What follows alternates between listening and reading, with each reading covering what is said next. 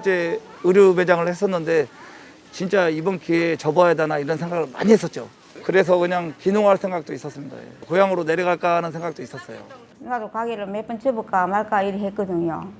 너무 이게 안 돌아가니까 하루에 뭐 한 팀, 두 팀, 세 팀 받으니까 여기서 나가면은 먹고 살 생활을 해야 되니까 또 사실은 갈 데가 없고.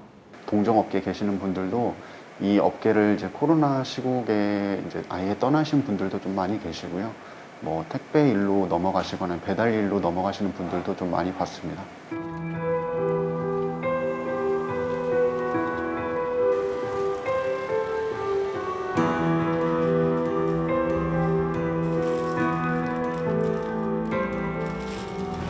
그냥 뭐 택배라든지 또 아니면 뭐 대리운전이라든지 이런 것들이 있더라고요. 예전에 대리운전을 좀 해본 경험이 있는데 대리운전을 이제 시작하게 됐어요. 마이너스 나는 부분을 지금 보충하고 있는 상황인 거예요.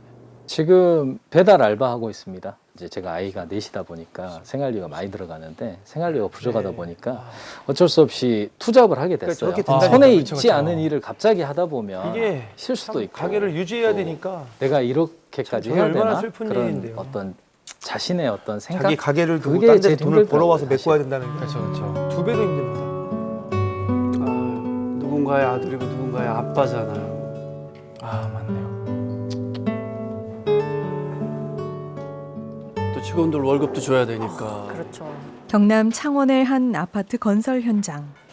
자, 1818 놓고. 현장 베테랑들 사이 아직 경험이 많지 않은 김충환 씨가 있습니다. 나이 이런 50을 분들 훌쩍 많으시다고 넘기고 그러는데. 작년에 이 일을 시작하게 됐다는데요. 코로나 오고 나서 했으니까 뭐 한 1년 한 8개월 정도요? 좀 많이 힘들죠. 그래도 뭐 이런 일이 있다는 걸 감사하게 생각하죠. 네. 자, 188 놓고. 코로나19로 매출이 갑자기 줄면서 어쩔 수 없이 이곳에서 일하게 된 건데요. 그의 본업은 따로 있습니다. 뭘까요? 원래는 태권도장 관장입니다. 코로나 오고 나서 좀 전체적으로 어려워져서 여기 나와서 이렇게 일하게 됐어요. 참 계속 마이너스잖아요. 근데 이제 이게 좀 그대로 또 있을 수는 아이들에게 없고 그래서 멋진 발차기를 알려주셔야 되는데. 태권도장을 운영하는 것은 물론 세계 태권도 연수원에서 교수로 활동하는 등 이 분야에선 나름대로 유명 인사라는 베테랑이시네요. 김충환 씨. 하지만 그도 코로나19를 피해갈 수는 없었습니다. 가장으로서 생계를 책임지기 위해 태권도장을 벗어나 건설 현장에서 일하게 된 건데요. 가장이니까. 솔직히 이제 처음에는 좀 힘들었어요. 근데 이게 설치하고 뭐 해체하는 게 힘든 게 아니고 이 자재를 이제 옮기고 이제 하는 과정들이 더 힘들거든요. 그래서 그런 과정들이 있었는데 지금은 이제 몸에 많이 익숙해진 것 같습니다. 투잡을 하면서 그 어느 때보다 바쁘게 살고 있는 요즘. 아침 7시부터 오후 3시까지는 이곳에서 일하고 늦은 오후면 본업을 위해 태권도장으로 향합니다. 와 이제 본업이 그렇죠. 들어가죠. 와 얼마나 힘드시겠어요. 한때 집합금지로 아예 문을 닫아야 하는 날도 있었습니다. 아이고 사실 애기 때 다 그러면서 태권도 운영에 배우잖아요. 어려움도 많았지만 천직이라 애들도 가고 여겨온 싶어 이 일을 합니다. 포기할 수는 그러니까요. 없었습니다. 원래 저기 꽉 차야 정상인데. 경제적으로 많이 맞습니다. 힘들면 여러 가지 생각을 많이 하잖아요. 과연 내가 여기서 어떻게 이것을 헤쳐나가야 할 건지 고민도 많이 하고 많이 힘들었어요. 근데 이제 우연치 않게 TV를 봤는데 그런 건설 현장에서 열심히 일하시는 모습을 보니까 저도 저걸 하면 되겠다라는 생각을 해봤죠. 그 길로 인력사무소를 통해 일자리를 알아봤고 지금의 건설 현장에서 일할 수 있게 되는데요. 반대손 땡기면서 똑같이 그 덕에 태권도장도 지키면서 오랫동안 같이 일한 직원도 계속 함께하고 있습니다.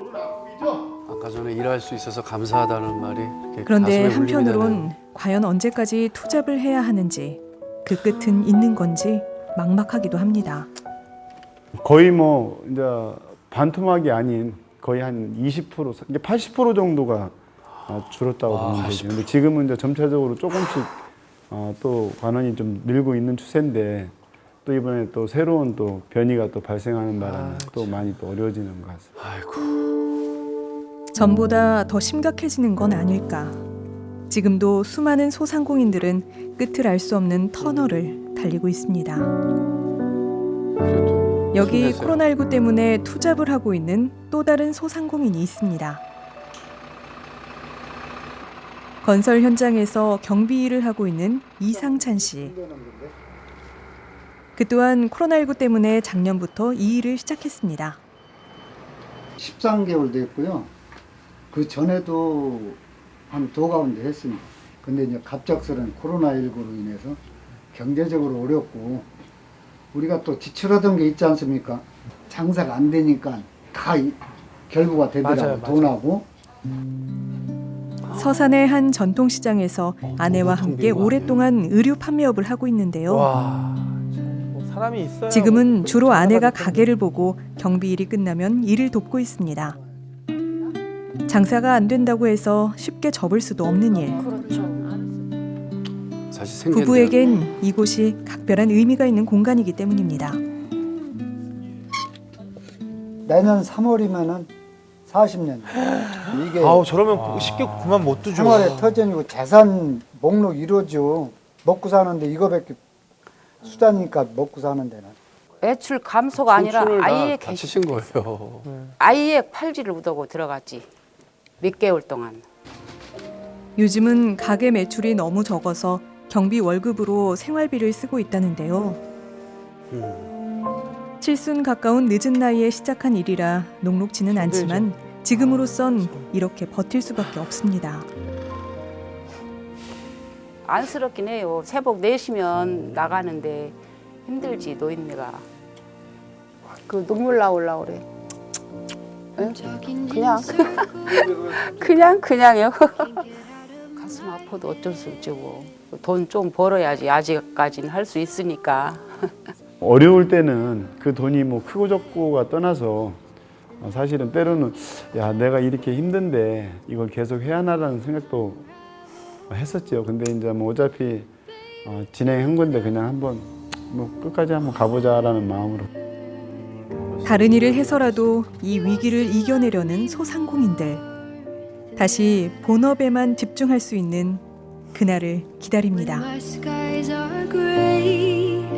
저희도 정말 손꼽아 기다립니다. 네. 손꼽아 기다립니다. 우리가 생각했던 것보다 훨씬 더 힘든 상황인 것 같아요. 맞습니다. 실제로 최근 조사에 따르면 생계형 아르바이트를 병행하는 1인 자영업자의 수가 15만 5천 명에 이른다고 합니다. 15만 5천. 네, 관련 통계를 네. 집계하기 시작한 이후에 역대 최고치예요. 사실 그럼 15만 명이 넘는 사장님들이 매일 저런 일상을 보내고 계신다는 거잖아요. 사실 그렇다면 아르바이트를 병행한다는 게 결국 잘 시간까지 쪼개서 일하는 거거든요. 아 진짜 너무 힘드실 것 같아요. 네, 저희 가게 있던 주변에 네.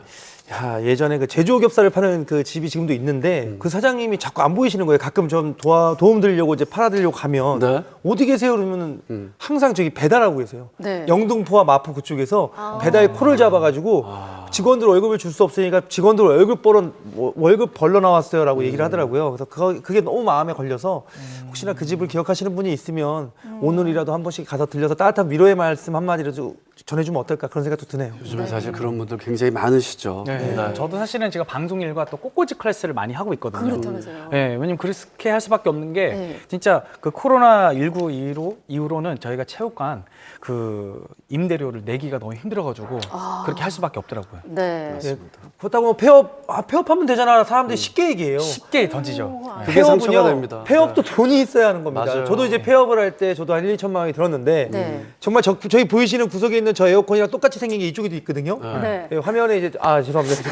화면에 에어컨 새로 산 거 2대 빼놓고는 다 돈 주고 다 처분을 했습니다. 맞아요. 맞아요. 네, 돈을 주고 그래야지만 해결을 해주지. 물건도 돈을 줘야지 가지고 나가잖아요. 그리고 원래대로 만들어줘야 되거든요. 맞습니다. 네, 그게 참 돈이 많이 듭니다. 아유, 코로나19로 인한 방역 저 위기에 백신이 꼭 필요한 것처럼요. 경제 위기로 힘들어하는 이웃에게 나눔이라는 사회 백신이 무엇보다도 시급하다는 생각이 듭니다.